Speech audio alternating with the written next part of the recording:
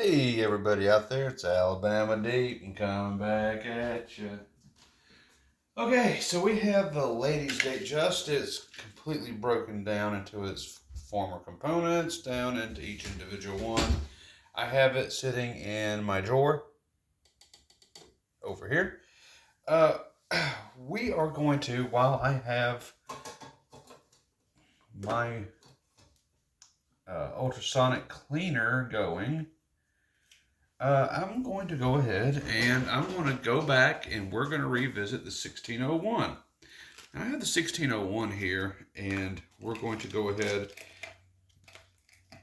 We're going to pick up where we left off. We've been very, very busy with moving and all, so I haven't had a chance to work on 1601.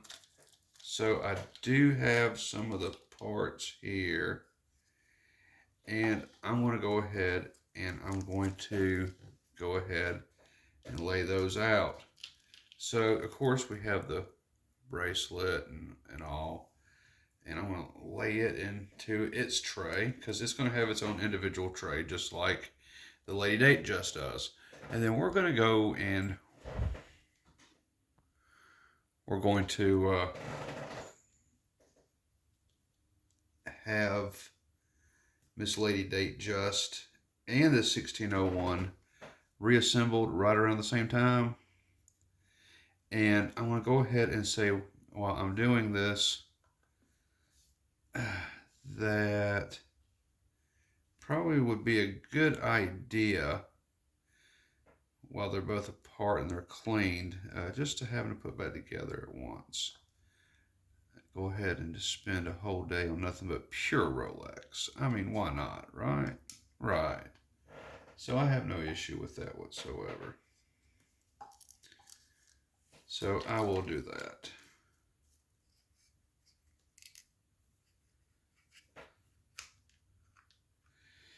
And I was very careful. I had my hands separated and put different trays and everything. So we want to make sure that this particular Rolex is categorized just right.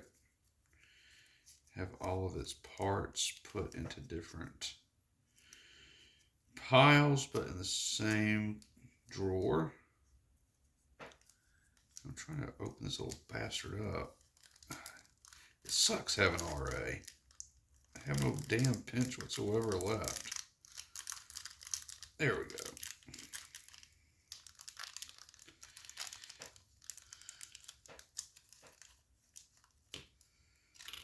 So I do have the automatic works there. And we're revisiting it as we go along because we need to go ahead and have it taken care of. Okay. Now, part of this, as y'all remember, is that the case crystal was bad. Well, I have put a new on it. And there it is. Voila, Lord and behold, it has a new crystal on it. This isn't put down all the way yet. I've used my press to a certain extent, but I think we need to go ahead and finish up mashing down on the case. And so we will.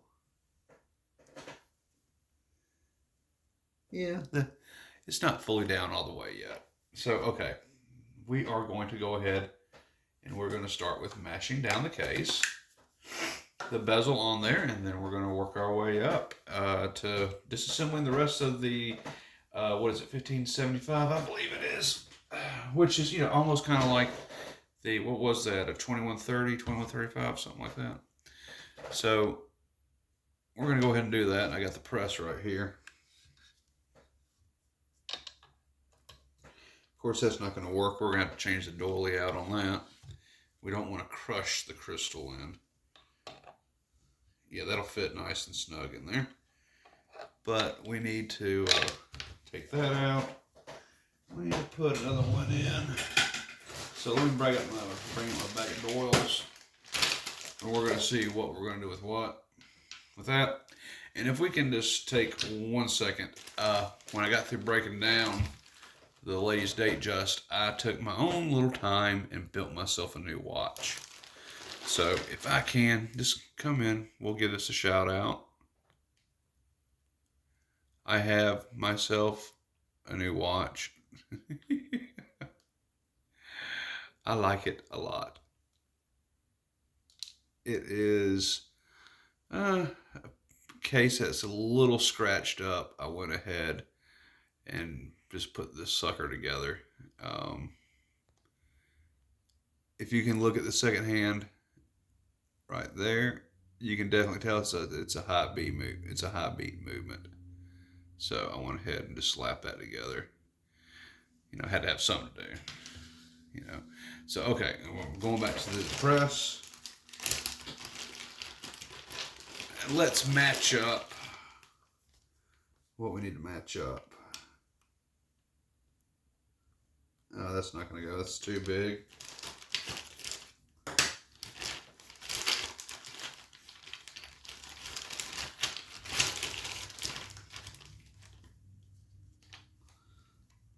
That's way too big.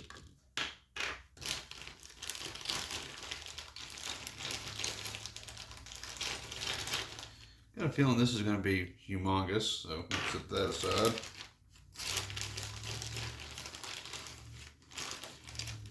Let's come in here and take a look. Ah!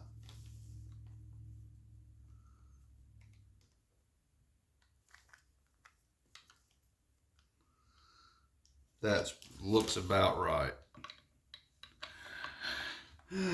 So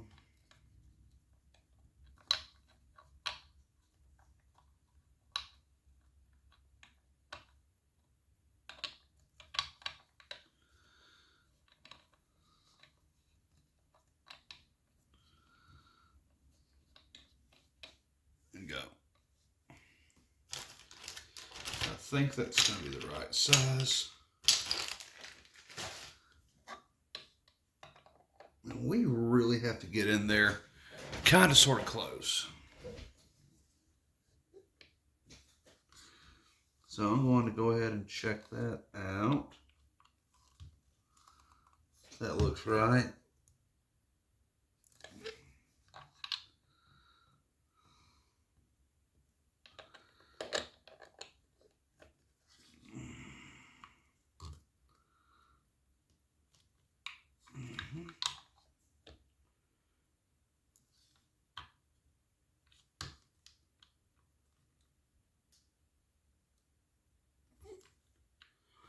There we go. Take a look, see at it.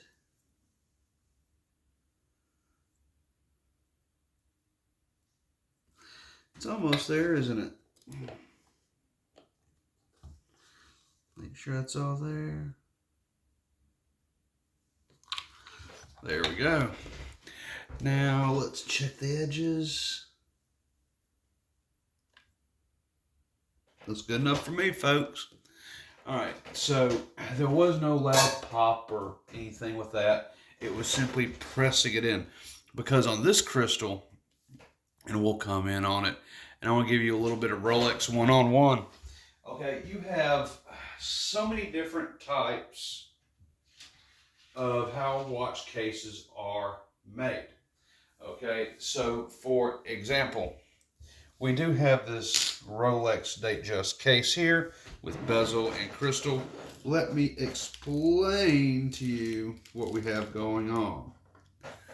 Okay, now, if I can bar your ear just for a second, I am going to go ahead and grab a crystal.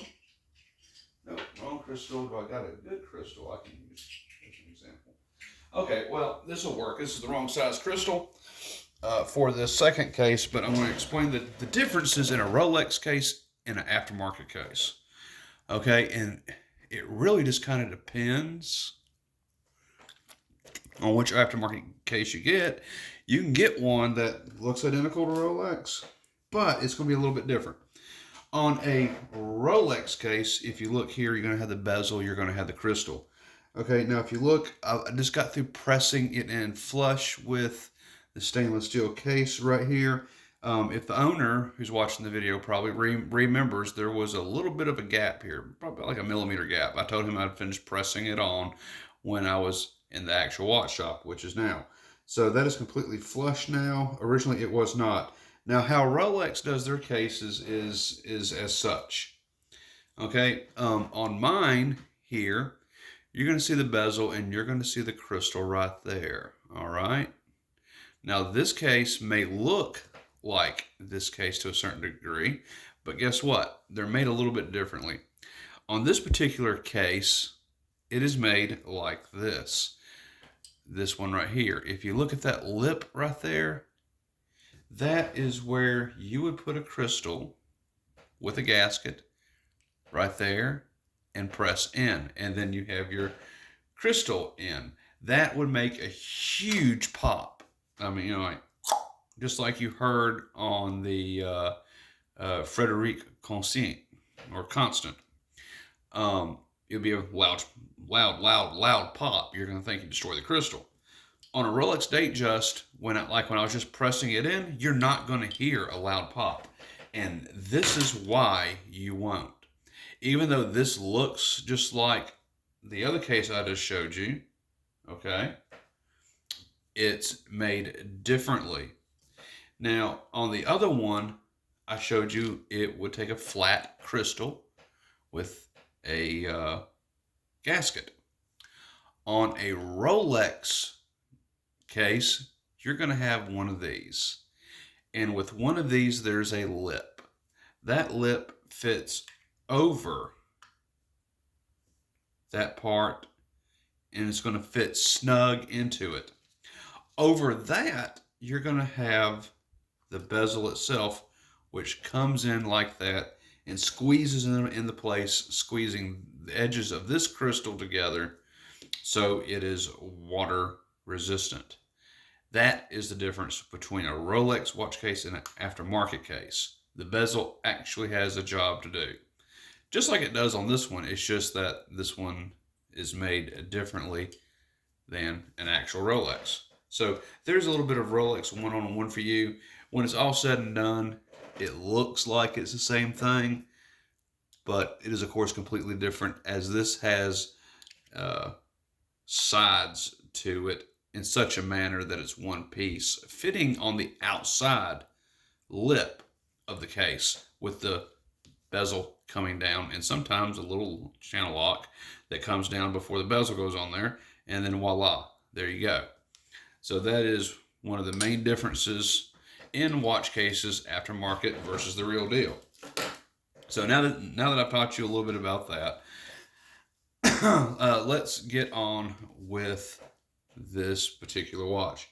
Now, I'm not putting this in the ultrasonic for one reason. There's glue, because I believe this bezel is going to be aftermarket.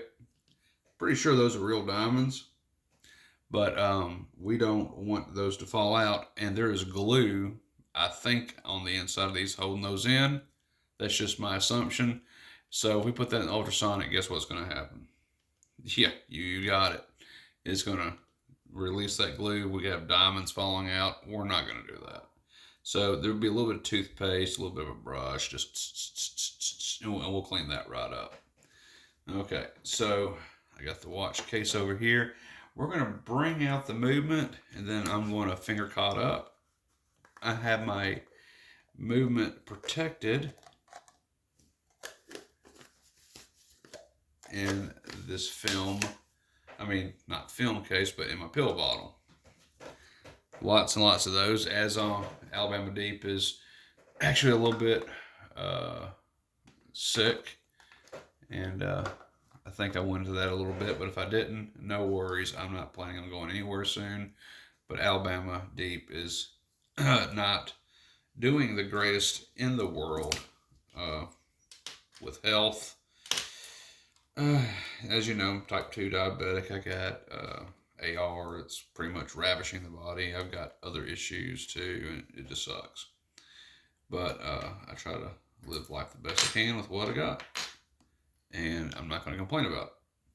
Okay, so let's finger caught up. We've already got a few replacement parts for this watch because it did need it. It's a 1575 movement, which is a predecessor to the 31, the 30, 35, 31, 35, etc., etc., etc. So it is I would say it's a high beat movement, but it's really not. Its beat air, beat air. Its beat per hour is about like that of a 2813. In all honesty, yep, it's not what I would call a high beat movement. It's kind of like, yeah. So, all right. So I got my finger cots on. We're gonna put some on the thumbs. I'm probably gonna go ahead and get myself a swig of dew. Did I bring my dew in here? Yes, I did. I got my dew. So I'm drinking a little bit of that. All right. And let's see what we got going on. We got a Chihuahua sniffing at the door. And I had some people over the other day, and they're asking me if I ever let my animals in my watch room, and that's a no. As a matter of fact, I did everything I could at the old place to keep the cats from coming into my room. But all for naught. They did what they wanted, and that pretty much pissed me off. So, alright. I'm having an issue with this finger caught. Bastard. Okay, there we go. Shit. This kind of is irritating me.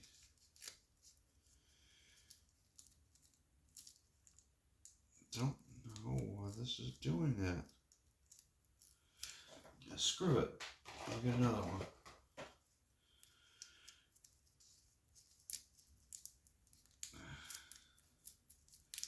There you go, that's better. I'm trying to recycle my finger cots a little bit. Alright, I'm going to sip my Mountain Dew, and then we're going to go at it.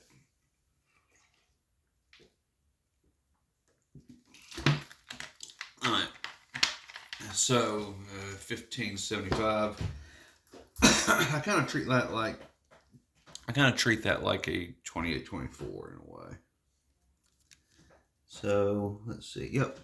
Look at the sides. You can go ahead. You can see where the screws are for the dial. We want to disassemble that.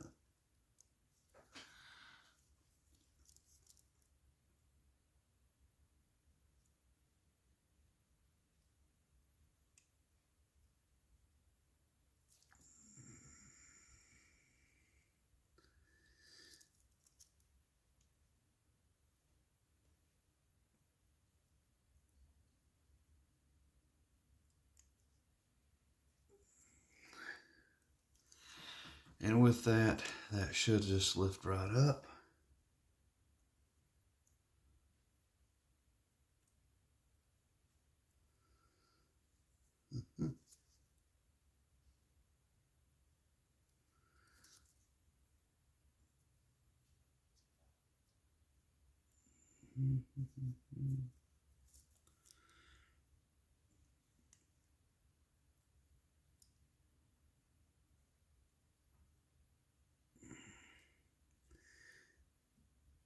Oh my goodness. Whoa.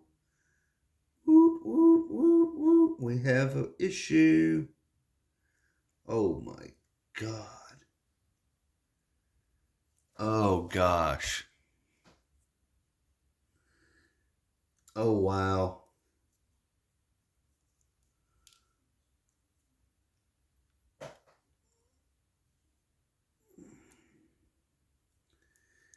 We have an issue, people. And I wish this would be just for clickbait, but it's not.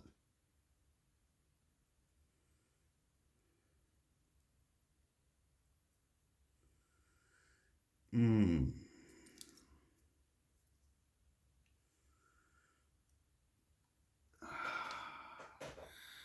There's a dial, folks. And I got some very bad news for the owner of this watch. Crap. Water has gotten into it. Come in, let's take a look, see at it.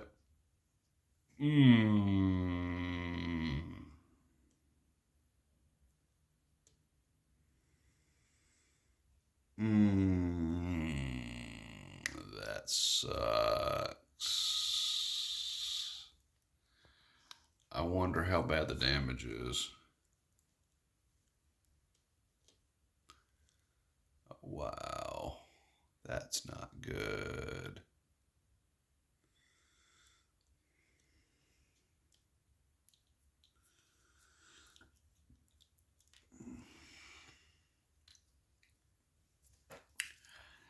Dude,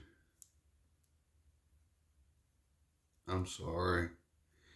This is not the worst, but this is definitely a bad sign that water has gotten in, probably through that faulty crystal that I had to replace because I found cracks and stress fractures in it.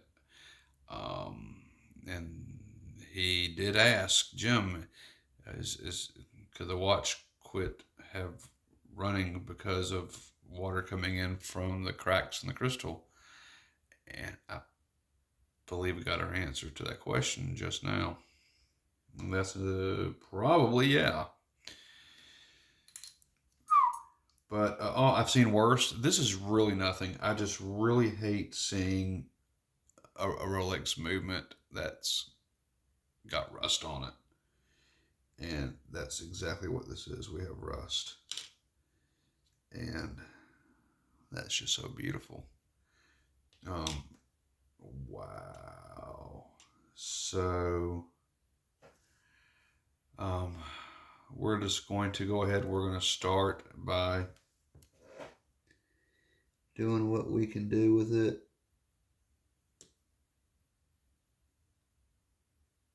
And break it down.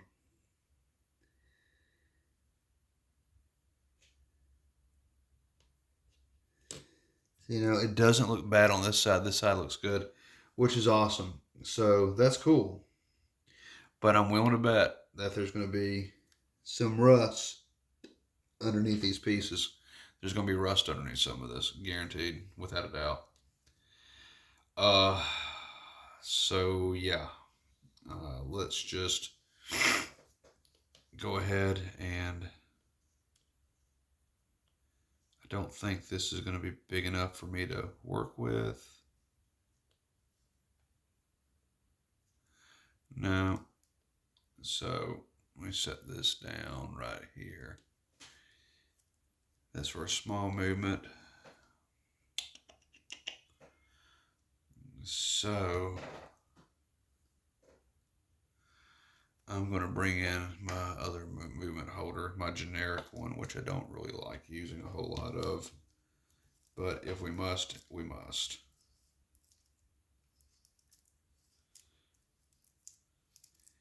And we're going to go ahead and we're going to get busy on this.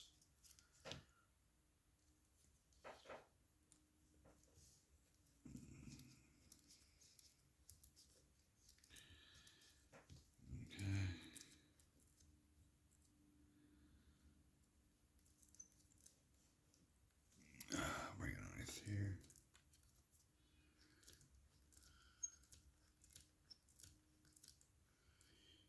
No, and I don't want this owner to be discouraged at all. I've seen a lot worse. And with a lot worse, you know, that's okay. All right, so we got you on there.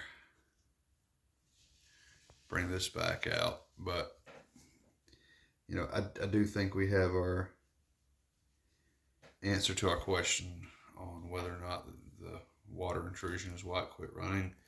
At this point, I'm going to think so. It did have some water, so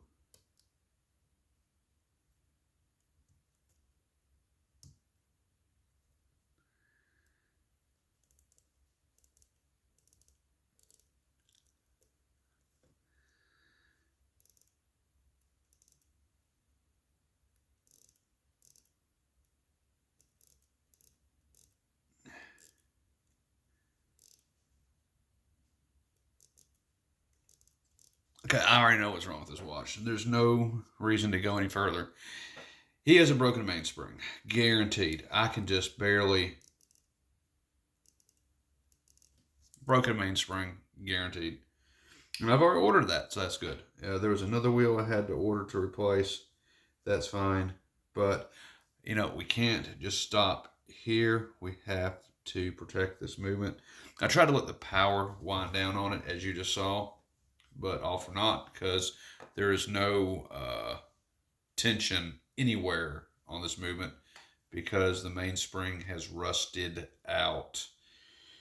And so as we get down deeper into this movement, I'm thinking we're probably going to see quite a bit of rust. And as a matter of fact, hold up, we're going to stop the video right here. I need to go let the owner know. He watches my videos. I don't want him to be upset. Yeah, he loves his Rolex. I do not blame him. I need to let him know that this is fixable. This is not the end of the world, and not to stress out over this. And we're going to be able to fix it. Okay? So, guys, gals, I'll be right back. I want to make this phone call so he knows ahead of time before this video comes out.